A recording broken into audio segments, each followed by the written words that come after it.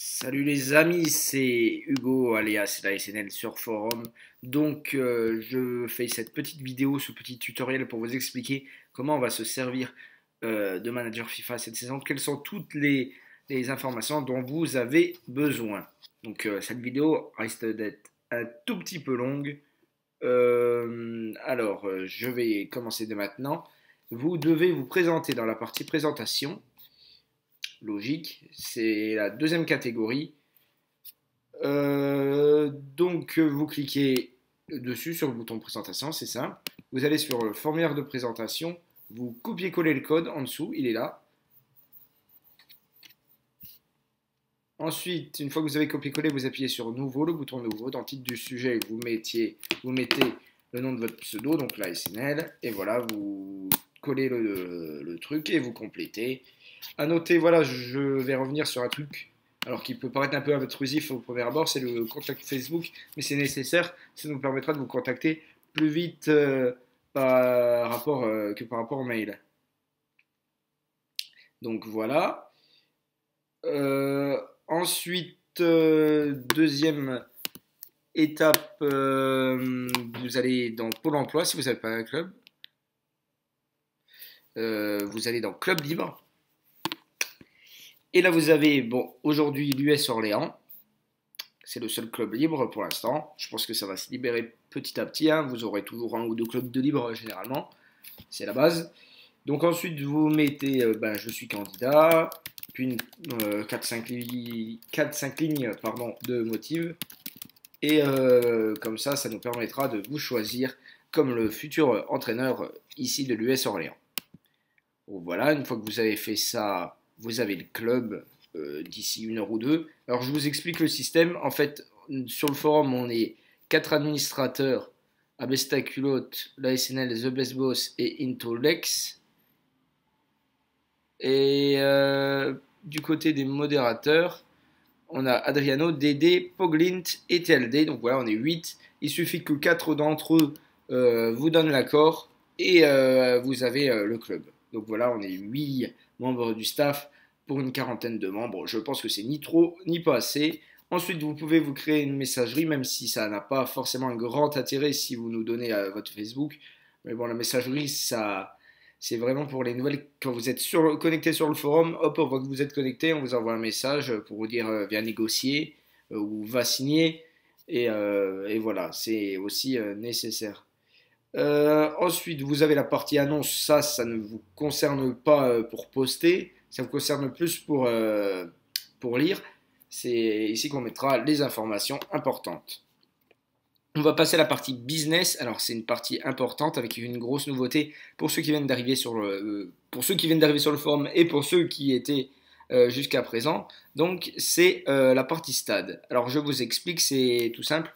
Dans votre club, vous avez chacun un stade. Donc je vais prendre un club au hasard. On va prendre le FC Nantes. Voilà. Le FC Nantes, il faut aller sur l'onglet de club. Et vous avez le stade de la Beaujoire avec 37 000 places et le loyer actuel de 7,4 millions. Vous choisissez de payer 7,4 millions directement ou vous pouvez le diviser par journée. Donc voilà.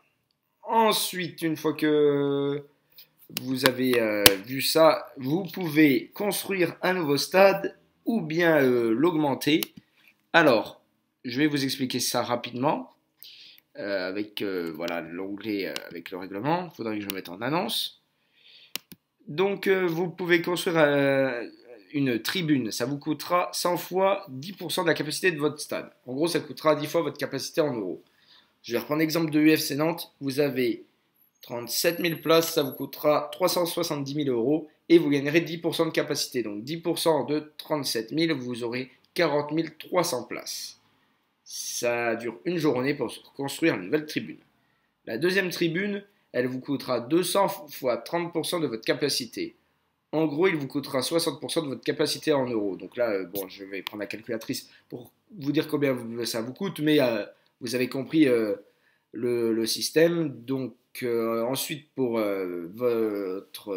construire 3 tribunes, Ça coûtera 300 fois 50% de votre capacité. En gros, ça vous coûtera 150 fois votre capacité en euros. Pour un stade de 50 000 places, ça vous coûtera donc 7 500 000 euros. Et ça augmente de 50%. Donc 50% de 50 000, et ben, ça fera 75 000 places. Rénover de 3 tribunes, ça dure 3 journées.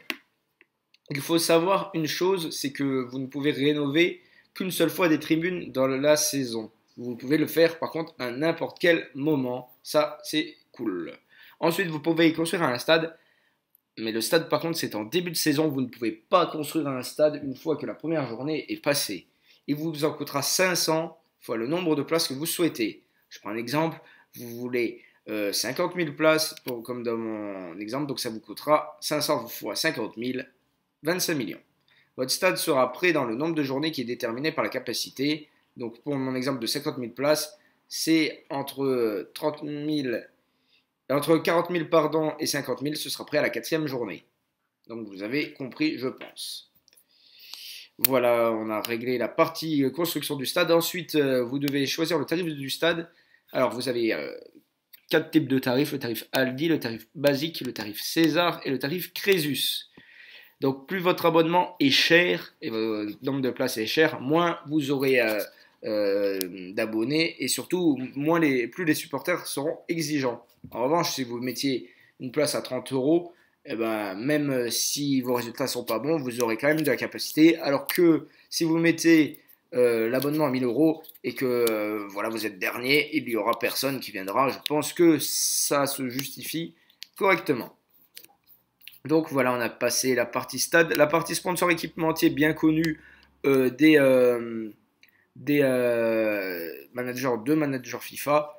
C'est 3 contre 1, facile à moyen risqué. Vous gagnez de l'argent et vous en perdez en fonction des résultats que vous faites. C'est pareil pour les équipementiers, sauf que l'un, alors je vais pas dire de conneries, si mes souvenirs sont bons, le sponsor c'est sur toute la saison. Donc c'est par exemple, vous gagnez 50 millions si vous finissez dans les 3 premiers, vous en perdez 50 si vous finissez dans les 3 derniers.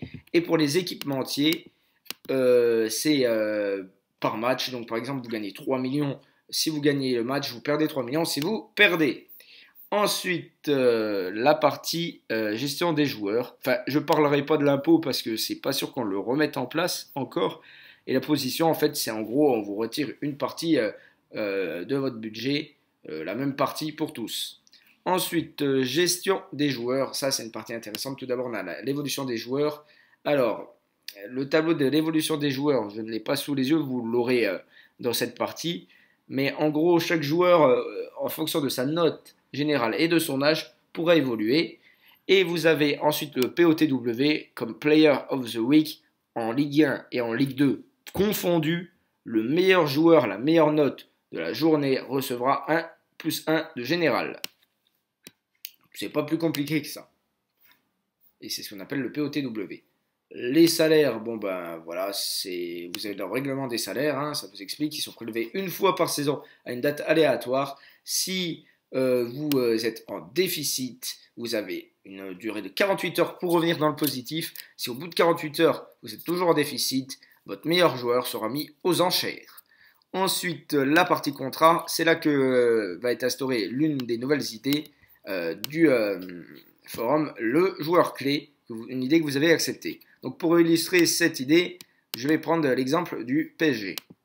Hop, l'effectif n'a pas été encore copié-collé dans la partie. Je vais regarder ici. Excusez-moi de ce manque de temps.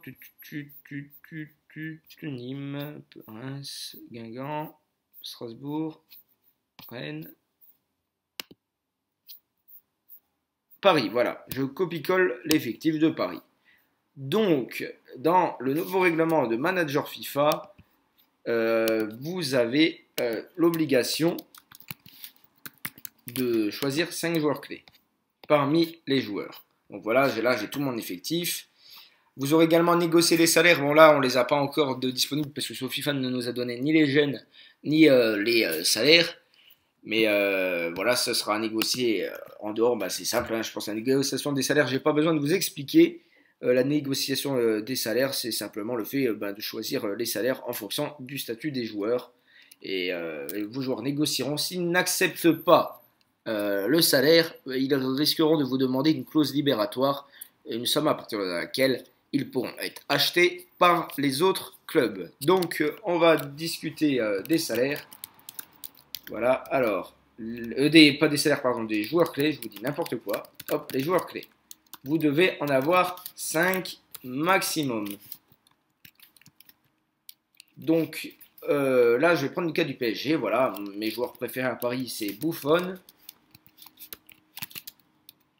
Hop, pardon, Buffon, j'ai du mal. Ah, Buffon, Neymar, Mbappé, Cavani et Silva. Donc voilà. A priori, pas de problème. Sauf que, évidemment, à Paris, il n'y a pas que 5 bons joueurs, il y en a plus. Donc si c'est par exemple Marquinhos ou encore Meunier, Alves, bref, on va prendre l'exemple de Alves, tiens, c'est un bon exemple. Voilà, Alves n'est pas content parce que voilà, il n'est pas dans les joueurs clés. Il va avoir 3 choix. Soit vous pouvez l'augmenter. Si vous l'augmentez, voilà, il sera moins, il sera plus coulant avec vous, il vous laissera le garder comme joueur non clé. Soit vous pouvez lui faire une promesse d'échange ou de vente, ou le dernier cas, vous pouvez négocier une clause.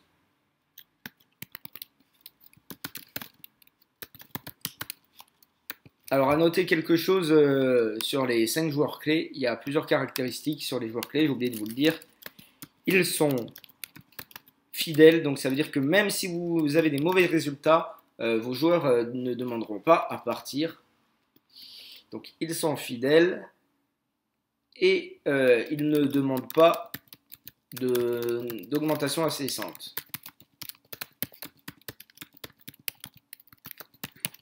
Donc, voilà. Ça, c'est pour les joueurs clés. Donc, les joueurs maintenant qui sont en colère, vu que vous ne les avez pas mis comme joueurs clés, alors, soit vous pouvez l'augmenter, bon, bah, c'est facile, vous lui augmentez son salaire. Vous pouvez lui faire une promesse d'échange ou de vente, c'est-à-dire, je te dis, tu es vendu avant la journée 3. Là, bah, le joueur acceptera ou refusera. Si ce n'est pas fait, on va passer directement au cas le plus funeste pour vous.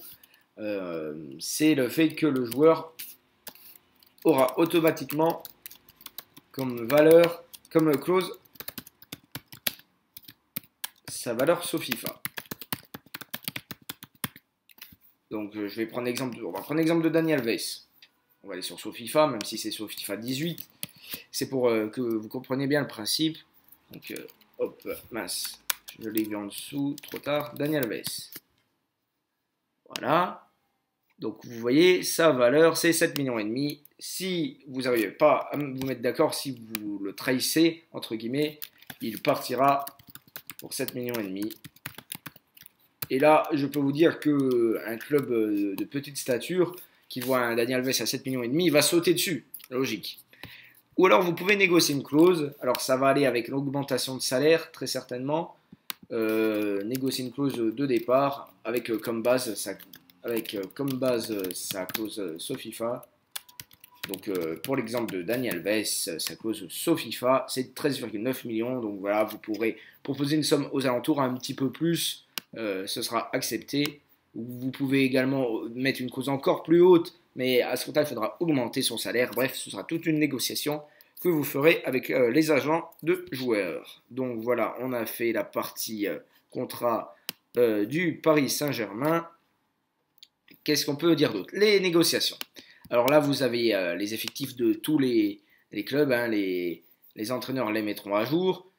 C'est simple, hein, vous avez qu'à aller sur les topics pour voir par exemple les joueurs de l'Olympique Lyonnais. Je vais sur le topic de l'Olympique Lyonnais, je lui demande est-ce que tu veux me vendre Fekir pour 30 millions d'euros ou est-ce que tu veux me faire un échange Fekir contre Di Maria. Il accepte ou il refuse. Et s'il accepte, rendez-vous dans cette partie. Officialisation. Donc dans la partie officialisation, vous appuyez sur Nouveau.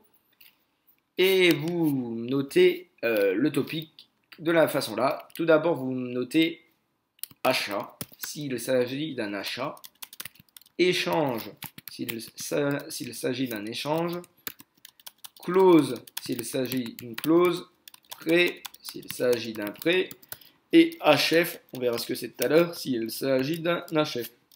Excusez-moi. Donc là, on va prendre l'exemple d'un échange. On va prendre un échange Neymar contre Fekir. Donc vous copiez-collez la ligne. Hein. Alors, bon, il faut mettre le poste, le nom, donc le Neymar, la gêne, le poste, la gêne, etc. Vous copiez-collez, bref, la ligne qui sera dans l'effectif. Part à Lyon. Et vous faites pareil pour Fekir. Avec le poste, la gêne, le poste, et etc. Et vous notez Fekir part à Paris. Ensuite, très important, vous notez je signe. La nouveauté, bien évidemment, c'est si Neymar est un joueur clé. Si Neymar est un joueur clé, et Fekir également, vous le notez en rouge. Enfin, il sera noté en rouge dans votre effectif. Ça vous permettra de reconnaître, et à nous également, les officialisateurs, de reconnaître si votre joueur est un joueur clé. Donc, vous avez l'occasion soit de proposer le poste de joueur clé à Neymar, soit de ne pas le faire. Idem pour Fekir, bien évidemment. Alors, si vous ne le faites pas, ça va libérer une place de joueur clé, donc pour un joueur hors forum, par exemple. En revanche, si vous ne le faites pas, ça ne va pas bloquer le transfert tout de suite, mais il est possible que d'ici 1 à 2 semaines, votre joueur demande à quitter le club. C'est normal, vu que voilà, il sera une grosse note générale. Donc voilà, avec une grosse note générale, comme on l'a vu tout à l'heure, si vous ne lui proposez pas le poste de joueur clé, eh ben, il va vouloir partir. Et il va vouloir aller dans un club où il sera mieux considéré. Donc voilà la partie officialisation. N'oubliez pas de marquer les 2 entraîneurs que vous signez le transfert. Si vous signez le transfert, il sera indirectement officialisé. S'il n'est pas signé par les 2 coachs au-delà de 48 ou 72 heures, le transfert est considéré comme abandonné et il faudra retenter un coup. Vous pouvez également faire des petites annonces, hein, c'est comme les négociations, mais c'est si vous cherchez un joueur en particulier ou si